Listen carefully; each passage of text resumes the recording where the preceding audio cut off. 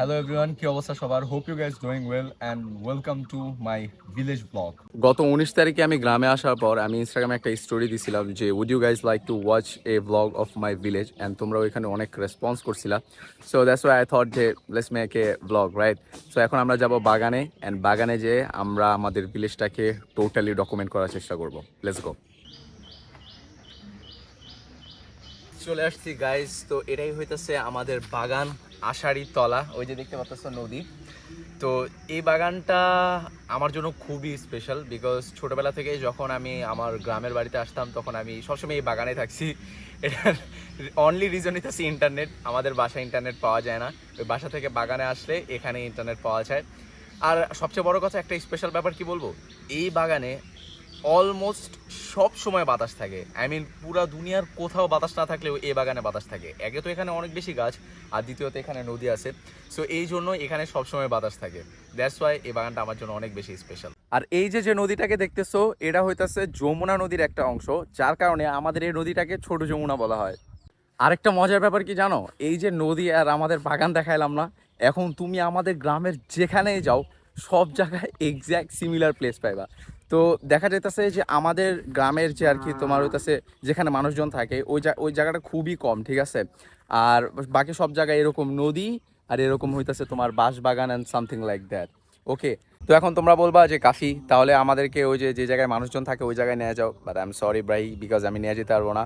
কারণ ওই জায়গায় ভাই গ্রামের মানুষজন অনেক ভিড় করে আছে, আর ওই জায়গায় যে রেকর্ড করা অকওয়ার্ড অ্যাজ ফাক। আমি তো এখন পারবো না ভাই।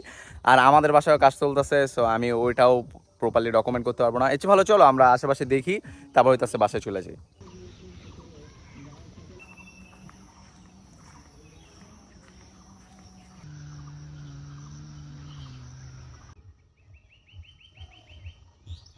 ওকে লিসেন, তো আমি বলছিলাম না যে আমি গ্রামে যেও ফুল লকড ইন থাকার ট্রাই করবো। গত ভিডিওতে কিন্তু আমি বলছিলাম যে ডায়েট ট্রেনিং সব কিছু অন পয়েন্টে রাখার ট্রাই করবো।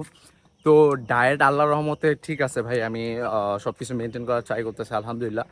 বাট প্রবলেম হইতেছে ট্রেনিং। আমি কার্ডিও ঠিক রাখছি, বাট ট্রেনিং করা যাইতেছে না। এই জন্য আমি দেখতেছি আমাদের গ্রাম তো মানে নওগাঁ থেকে অনেক দূরে, right? I mean Naogaon main point যেটা শহর থেকে অনেক দূরে। তো আমি এই জন্য আমি গুগল ম্যাপে সার্চ করতেছিলাম যে কোনো আছে কিনা, তোমার হইতেছে জিম আছে কিনা। আমি দেখলাম যে তোমার হইতেছে নওগাঁতে, আই মিন তোমার সিটি সাইডে টেনিস ক্লাব আছে একটা, ওইখানে একটা জিম আছে। তো আমি গুগল ম্যাপ থেকে ওনাদেরকে কন্ট্যাক্ট করার ট্রাই করলাম, বাট হইতেছে না। ওনাদের নাম্বারে কল ঢুকতেছে না, বলতেছে না এটা ইউজই করে না। কেমন রাগ ওঠে ভাই, এরা সার্ভিস নাম্বার নাকি ইউজ করে না। যাই হোক, তো আমি ইয়াতে দেখলাম যে বিকাল 5টা পর্যন্ত নাকি খোলা থাকে।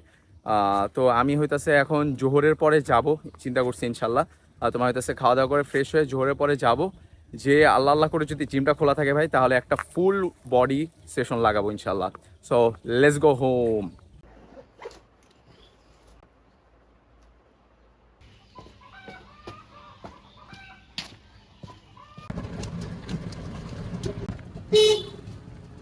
অলরাইট গাইস, তো আমরা এখন আসি নওগাঁ টেনিস ক্লাবে। আসার সময় ভাই আমার অনেক ভয় লাগতেছিল, বিকজ আমি একে তো নওগাঁ চিনি না। অ্যাট দ্য সেম টাইম আমার ভিতর আরেকটা ভয় কাজ করতেছিল যে এই সময় যদি মেয়েদের সেশন হয়ে থাকে তাহলে ঝামেলা হয়ে যাবে। আমার কেমন জানি লাগতেছিল আর কি, আমার ভিতর থেকে লাগতেছিল, আমার গার্ড বলতেছিল যে মেয়েদের সেশন এই সময় হতে পারে। তো আই ডোন্ট নো, চলো দেখি জিমে যাই। যদি খোলা থাকে তাহলে তো আলহামদুলিল্লাহ, নাইলে আর কি করার। বাই দ্য ওয়ে, এটা হইতেছে Naogaon tennis club. See tennis ground কিন্তু কুল। তো চলো এখন আমরা আমাদের জিমে যাই, যদি খোলা থাকে আলহামদুলিল্লাহ, আর নাইলে আল্লাহ জানে কী হবে ভাই। দেখছো কী চলতেছে, মানে আমি বুঝলাম না ভাই। গুগল ম্যাপে দেখালো যে ওনাদের ওপেন টাইম হইতেছে সকাল 10টা থেকে বিকাল 5টা পর্যন্ত, যার কারণে আমি দুপুরবেলা আসলাম। এখন দেখি অফ, আবার বিকালবেলা আসতে হবে। এখন আমাদের আবার কোথাও যেতে হবে, দেন আবার আসতে হবে। এই গরমের ভিতর আমার বিরক্ত লাগতেছে ভাই, ভালো লাগতেছে না। ধর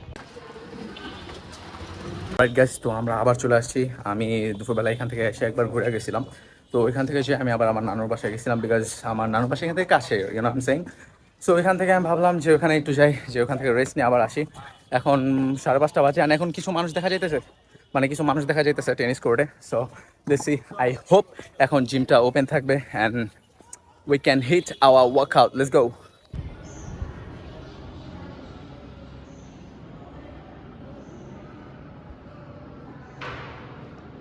তো গাইজ ফাইনালি আমরা জিমে এন্ট্রি করে ফেলছি, ওমেন সেশন শেষ, এখন আমরা আমাদের সেশন শেষ করব।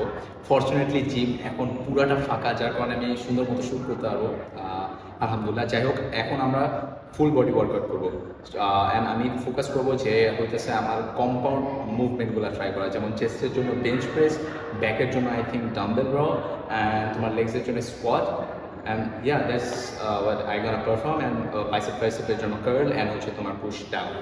So yeah, এখন just music লাগায় জোনে যে fuck myself up, let's go.